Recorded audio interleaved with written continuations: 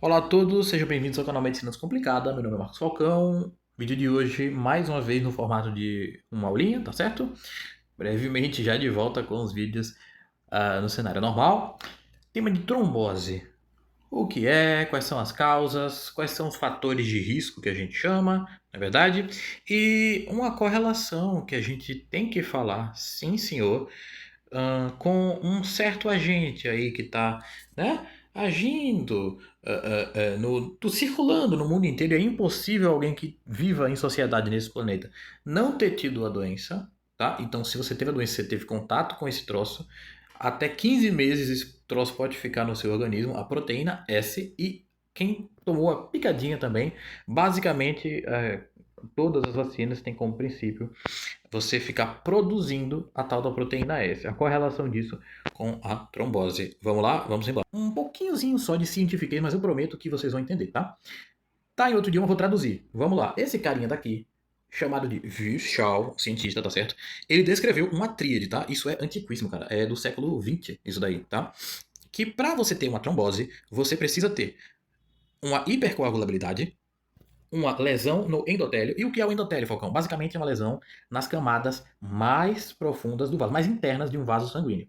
E é justamente nesse ponto daqui que a tal da proteína S age. Tá? E eu diria que é o mais importante de todos. E esse outro aqui também é super importante, tá? Que é o quê? Estase venosa. O que é isso, Falcão? Basicamente, pessoas que ficam acamadas, pessoas que não se exercitam, pessoas obesas. Existe uma dificuldade do sangue voltar, né? Para ser purificado. O sangue voltar para o pulmão para ser purificado. E o sangue fica preso nessas regiões, e desta maneira, uma vez que está preso, isso vai dar uma propensão maior a você formar um coágulo. Na imagem que eu vou mostrar vai ficar mais fácil de vocês visualizarem cada uma dessas situações aqui. Eu diria que as mais importantes para você guardar, tá? Não que você tenha que entender a fundo isso daqui, tá? Mas o mais importante mesmo é a lesão endotelial e isso daqui, estase venosa. A hipercoagulabilidade eu já tratei, eu já fiz triagem, atendi centenas, possivelmente milhares de pacientes, tá? Dos quais eu descobri hipercoagulabilidades que eles não tinham a menor noção. E é impressionante. Cada um de nós, se a gente investigar a fundo, tem no mínimo, assim, lá distante, no exame mais distante possível, por herança, isso é tudo genético, tá? Por isso que quase todo mundo tem. Por isso que AVC, infarto, é tão comum. Quase todo mundo tem a tal da hipercoagulabilidade, tá? Então vamos focar principalmente nesses dois aqui. Mas vamos dar exemplos um pouquinho mais práticos e ilustrar melhor. E vamos lá. Nessa imagem daqui, vocês conseguem observar que tem um emaranhado de coisa, né? Um emaranhado aqui, essas célulazinhas aí, ó, em forma de disco, né? São as hemácias, né? Os famosos glóbulos vermelhos. A gente tem aqui passando, né? Nessa ilustração, os chamados trombócitos, ou simplesmente é, plaquetas, beleza? E também tem glóbulo branco aí no meio. Cara, fica uma mistureba danada. Essa mistureba fica tão grande que forma um troço chamado de trombo. Um coágulo enorme que fica grudadinho, grudadinho, ó. Sabe onde? Na parede do nosso vaso sanguíneo. Aí é que está o X da questão, meus amigos. Lembra que eu falei da tríade? Pronto. Lesão endotelial. O endotélio é a camada mais íntima, né? Mais interna de um vaso sanguíneo. Uma vez que acontece uma lesão e a proteína S causa essa lesão, vou colocar o artigo científico aqui, tá certo? Isso vai fazer com que várias substâncias acabem extravasando e se juntando, formando uma bagunça total, cara. Vai formar um monte de coisa que está passando pelos nossos vasos sanguíneos. Tá um monte de coisa que está passando no glóbulo branco, glóbulo vermelho, isso e aquilo, um monte de substância. Vai tudo se formando, se juntando, fazendo um bolo gigante até que chega num ponto que ela se gruda aqui nas regiões dos vasos sanguíneos. E, meu amigo, se ela se desprender, ela vai ganhar corrente sanguínea. E o que é que vai acontecer? Ah, meu camarada, isso daí não vai dar certo. Pode parar no pulmão, causando uma embolia pulmonar. Pode parar causando uma isquemia cerebral, causando o quê? Um AVC. Ah, e pode causar um infarto também, se parar com o quê? Simplesmente o fluxo sanguíneo para o coração. Então, uma vez que você acaba causando o quê? Uma lesão no endotélio, a camada mais interna, para não dizerem que eu estou aqui dando informação falsa, querendo induzir as pessoas a, né, a falsa ciência ou negacionismo. Eu estou aqui com um artigo científico, eu vou colocar o link desse artigo científico, ok? Onde eu peguei basicamente a conclusão, porque não tem como eu mostrar o artigo inteiro, né? Simplesmente, pessoal, num estudo feito, tá? Foi demonstrado que a proteína S, vou chamar de proteína S, ok? Do SARS-CoV-2 e, logicamente, a proteína que está presente, ok? Nas picadinhas induz, ó a palavra, significativamente. O quê? A permeabilidade vascular. Marcos, endotelial, tá vendo? E o que é isso? Isso é muito cientifiquez para mim, meu Deus do céu. Ó, lembra que eu falei que é um emaranhado de coisas que você acaba lesando o endotélio e aí você faz com que uma série de outras coisas, além do que é normalmente, né, o responsável por coagular o sangue, que são as é, plaquetas, né, os trombócitos, tá certo?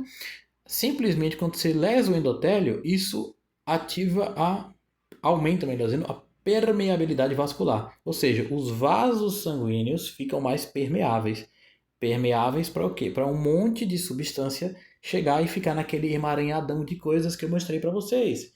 E formar um coágulo de um tamanho imenso, ao ponto desse troço daí entupir, tá? Um vaso sanguíneo e causar AVC, infarto, embolia pulmonar. Ok?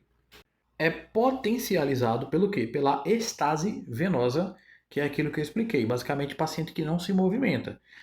Para vocês terem uma noção aqui, tá?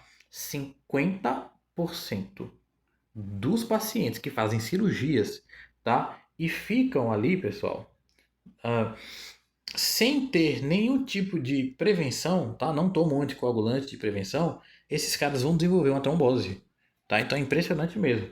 Então, pessoas obesas, pessoas que não se movimentam, tá? Pessoas acamadas, elas têm lógico, o principal, pessoas com insuficiência venosa, pessoas com varizes, tá? Com refluxo, né? Não sei se você que está aí vendo esse vídeo tem algum tipo de refluxo em alguma veia. Pronto, tá? Que é quando o sangue não consegue subir, ele fica voltando, né? Um refluxo, tá? A estase venosa está relacionada a isso. Você soma essas duas coisinhas aí, tá? E juntamente com a outra que eu falei, que é a hipercoagulabilidade, que quase todo mundo tem uma, você vai formar a tríade bichal, então somente você vai o quê? Formar um trombo. Aí que tá o problema. Vamos lá. Tá em inglês. Fatores de risco. Vamos para os fatores de risco, vai. Eu basicamente já falei para vocês, tá? Os fatores de risco, pessoal, com toda certeza, são o quê? Simplesmente imobilidade, cirurgia, as pessoas que utilizam anticoncepcionais, as mulheres que utilizam anticoncepcionais, tá? Elas utilizam hormônios que são trombogênicos, ok? Pessoas que possuem doenças crônicas, como por exemplo, pessoas que têm câncer, acabam desenvolvendo hipercoagulabilidade. Tudo isso é fator de risco, tá certo? E logicamente, picadinha. E o quê? Ah, também, se você tiver a doença, né? Eu acho impressionante que tem muita gente que fala que é negacionismo, dizer que simplesmente, pessoal, tá? Você tá com Covid, opa, toma anticoagulante. Agora, tomou uma picadinha que tem exatamente o mesmo princípio, né? Que é a proteína S, que é a causadora disso daí. Ah, não, aí não tem aumento. É só estudar, é só procurar os artigos, eu vou fundamentar isso tudo. Quando existe a formação de um trombo, tá? Quais são os sintomas? Dor na região, tá certo? Geralmente em um lugar só, geralmente unilateral, tá? Em uma das pernas, tá certo? Inchaço e vermelhidão, né? Basicamente, na faculdade a gente usava esse macete aqui: dor, rubor, né? E inchaço, né? Basicamente era isso que a gente utilizava.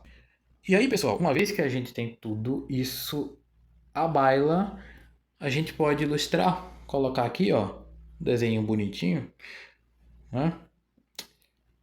Desse emaranhado de coisas que foi formado, tá? Tem aqui no meio hemácia, que é glóbulo vermelho. Tem aqui no meio trombócito, que é o quê? Plaqueta. Tem glóbulo branco, tem um monte de coisa junta. ela vai se desprende do vaso sanguíneo e ó, quando chega no pulmão, não vai dar muito certo, vai ter uma embolia pulmonar, tá? Isso daí é complicado. Infarto, da mesma maneira, tá certo? E AVC, tá? Três principais eventos tromboembólicos que a gente tem que falar. Pessoal, como é que você trata esse troço? Basicamente anticoagulante, tá? Anticoagulante, trombolíticos. Tem diferença entre os dois, Marcos? Ó, basicamente eu vou dizer aqui para vocês os principais remédios que o pessoal toma, tá? Varfarina, mas também a Rivaroxabana, que o nome comercial é Xarelto, tá certo? Só tô falando aqui que eu tenho que falar, tá?